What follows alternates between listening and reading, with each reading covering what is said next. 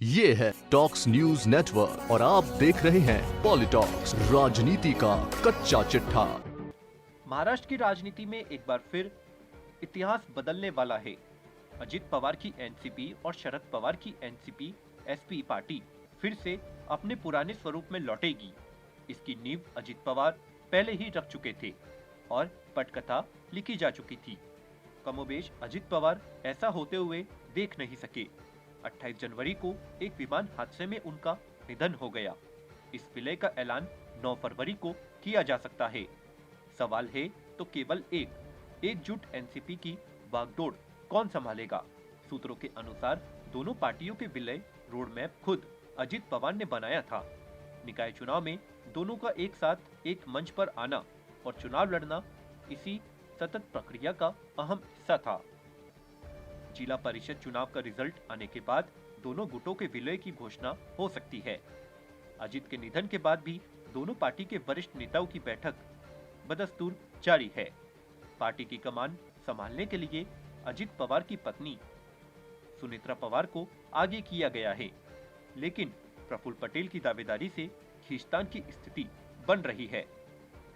ऐसे में शरद पवार का कार्यकारी मार्गदर्शक भी भूमिका में नजर आना तय है। इस विलय के बाद दूसरा सबसे बड़ा सवाल है कि एनसीपी विलय के बाद भी सरकार में बनी रहेगी। इसका जवाब है हाँ। इस संबंध में भी अजित पवार पहले ही बीजेपी आलाकमान से बात कर चुके थे और बीजेपी की इस बारे में सहमति भी है। सुनेत्रा पवार को डिप्टी सीएम का पद मिलना तय है। इसके बाद विपक्ष का महाविकास अघाड़ी के टूटने की विधिवत शुरुआत भी हो जाएगी। हालांकि निकाय चुनावों में एमबीए में शामिल शिवसेना, यूबीटी, कांग्रेस और एनसीपी एसपी तीनों ने अलग अलग चुनाव लड़ा था। कांग्रेस को भी इस विलय की भनक थी। शायद यही वजह रही कि उन्होंने अलग चुनावी मैदान में उतरने का निर्णय लिया था। 9 फरवरी को ही विलय क्यों? दरअसल इसके पीछे शरद पवार का दिमाग है। महीने भर पहले से ही दोनों पार्टियों के विलय के कयास आने लगे थे।